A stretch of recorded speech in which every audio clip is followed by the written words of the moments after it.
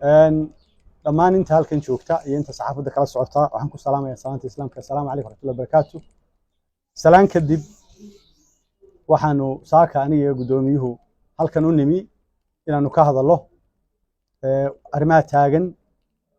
waxa weeye xisbiyadu ay ku baaqeen qayladhaanta ka yeedhaysa dowladda iyo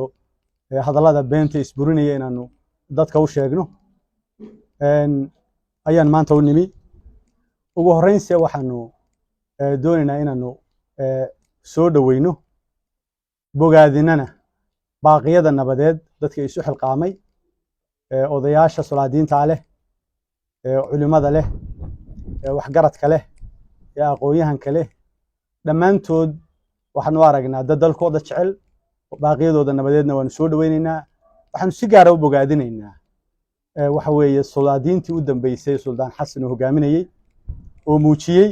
runtii dareen wanaagsan muujiyey ka saaray meesha hanaankii qabyaaladeed xukuumaddu ay hurinaysay meesha ka saaray. aad iyo aad baan ugu hambalyeynaynaa. waxaan jecelahay intaa kadib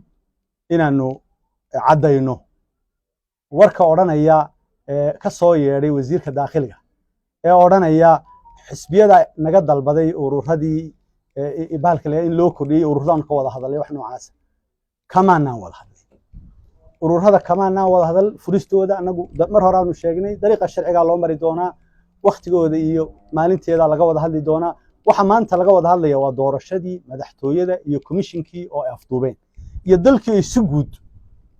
ay si guud u geliyeen yani mowqif xaraja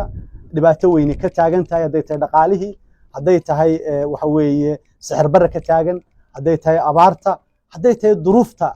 xag walba leh ee bulshada ku habsatay ee xukuumaddii ka jawaabi lahayd ay ka gaabisay. dariiqii labaadii looga gudbi lahaana in xukuumaddaa la bedelaa waxa weeye hanaan sharciga in lagu bedelaynu dhiganay waxa weeye waa doorasho waa hanaan dimuqraadiya waa tan noocaasa tii nooca ahayd oo ay curyaamiyeen oo ay afduubeen oo komishinkii doorashooyinka qaranka ay waxa weeye fargeliyeen oo madaxweynuhu fargeliyey oo ilaa hadda fargelintii ku hayo oo naloo soo sheegayo inuu maalinba xubnaha loo yeedhiyo komishinkool qaarra la doonaya in la laalusho qaarra la doonaya in barakshar la saaro ah iyo culays la saaro loogu hanjabayo la hadidayo si ay xilka u banneeyaan. waxa ayaan darro ah oo la yaab leh afartii xubnood ee baarlamaanku aanu dhammaystirin oo xeerku guddi ku sheegaya markay dhammaystirmaan ee guddiga ururada loogu talagalay iyo axsaabta oo iyagoo aan hawshoodii dhammaan oo xubnahoodii dhammaan inta la dhaariya xafiiskii la fadhiisiyey iyo xafiiskii shaqaynaya komishinkee shantu joogeen lixdii aan lix iraahdo inan baa u maqnaa hal inanna wuxuu la yaalay waxa weeye xubintii uu cudow mar hore iscasilayo wuxuu la yaalay in ka badan 3 bilood ama 2 bilood in ku dhow ayuu la yaalay madaxtooyada yaalay oo ay hadinay gudbiyaan. bal hadda u fiirso afartaa xubnoodna shaqaa degdeg loogu qabo because xukuumadda doonayso wax iyadu doonayso sharci u taqaan. lixdii xubnood ee kale ee komishinka ee shaqaynayay ee ay ahayd in 20 bisha bilaabaan xukuumaddu lugtay qabatay waxay lugta u qabatay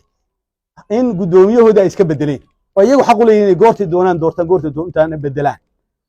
ayay waxay doonayaan inay ku khasbaan xafiiskii xubnihii waxa weeye barakshar baa la saaray xafiiskii waxa la yiri shaqaale waa la kala diray dhiijigo aan sharci ahayn oo madaxtooyada laga soo magacaabay baa leeyahay xukuumad. marka waa wax la yaab leh taas marka waxaanu runtii ka digaynaa ka jawaabaynaa taageerayaasheeda ugu baaqaynaa inay ka jawaabaan arrinta noocaasa ee afduubka ah ee dimuqraadiyaddii la afduubayo ee dalkii lagu gelinayo madowga lagu gelinayo. marka taageerayaasheeda waxaan u sheegaynaa hanaanka uu dastuurku inoo jideeyey ee qodobka 32 uu tilmaamayo waxa weeye inay xaq u leeyihiin inay dareenkooda muujiyaan oo banaanbax silmiya ku muujiyaan. annana wax kale kama dalban dadka waxaanu ka dalbanaynaa inay xaq u leeyihiin oo dareenkooda muujin karaan waqtiga la gaaray iyo maalinta loo baahdo. tan noocaasa ma aha ugub maaha waa curad yani waxaan horu jiri jirin maaha way jiri jirtay. waxa qof walow Somaliland uu ka helayaa YouTube-ka muuse ku baaqayo oo wada oo nala mudaharaadaya halkaanu ka shalay ka mudaharaadayay markii muuse nala mudaharaadayay maxamed kaahin kan maanta sheegaya nala mudaharaadayay aanu kulmiye iyo u cudahayn faysal kan yahay aanu kulmiye ahayn anaguna halkaa laga mudaharaadayay loo soo baxayay maalinta xalaal bay ahayd miya maantana waa xaaraan miya ceeb weeye taas waxaanu leenahay maalintaa waxay ahayd un bay maantana tahay wixii aad shalay samaynayseen baa maantana la samaynaya lagu baaqaya wax kale maaha ta noocaasa ayuunbaa maantana lagu baaqaya weliba maydaan samayn jirin ina waraaqa u gudbisaan annagu hannaanka sharcigaanu maraynaa waanu dhowraynaa waanu ilaalinaynaa waxaanu si cad u caddaynaynaa in aanu nabadgelyada dadka yaga farayno ilaalinayno leenahay taageerayaasheeda isbarbar taaga ciidamada ammaanka oo kala shaqeeya shaqadooda hadday qabsanayaan qolada xukuumadda ee ammaan baa la ilaalinaya ammaanka waxay uga xil saarayn iyaga mas'uulka ah ha ilaaliyaan ammaanka wixii looga baahan yahay laakiinse ma aha ammaanku xuquuqda muwaadiniinta oo loogu marmarsoodo ammaanka waxba gabood ha ka dhignina ammaanka muwaadiniinta ilaashata waana ilaashanaya xisbiyada mucaaradku qayb bay ka yihiin inay ilaaliyaan waana ilaashanaya waxaynu isku haynaa waa wax ka duwan waa hannaanka dimuqraadiyadda waxaad diideen in laydinla tartamo bal bulshada waxaanu caddaynaynaa labada musharax cabdiraxmaan cire iyo faysal waa labadii nina shalay la tartamay faysal la tartamay muuse la tartamay wuxuu leeyahay muuse anigu iminka aan tartamo oo cid kaloo ila tartantana aan samaysto door labaad baan xaq u leeyahay idinkuna door labaad xaq uma lehdin shayga laga hadlaya ee laga codsanaya waxa weeye ee intaa laga daba socday waar sanduuqii dhigo 5 sanaad fadhida haddaad heshana sii fadhi haddii lagaa helana iska dhig waana hanaankii dimuqraadigeenu dhiganay waa hanaankii dastuurkeenna oo heshiiskii bulshada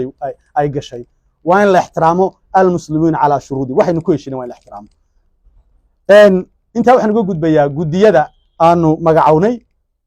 labada xisbi ee hawshaa geli doona ee aanu qorshaynay waanu saaka isugu yeedhnay waxaanu ku wargelinayaa taageerayaashu inay way la soo xidhiiri doonaan structurekoodii bay dhisi doonaan howlgalladoodii iyo shaqadooday insha allahu tacaala ka shaqayn doonaan sidaasaanu idinku wargelinaynaa waxaan ku gebagabaynayaa mar labaad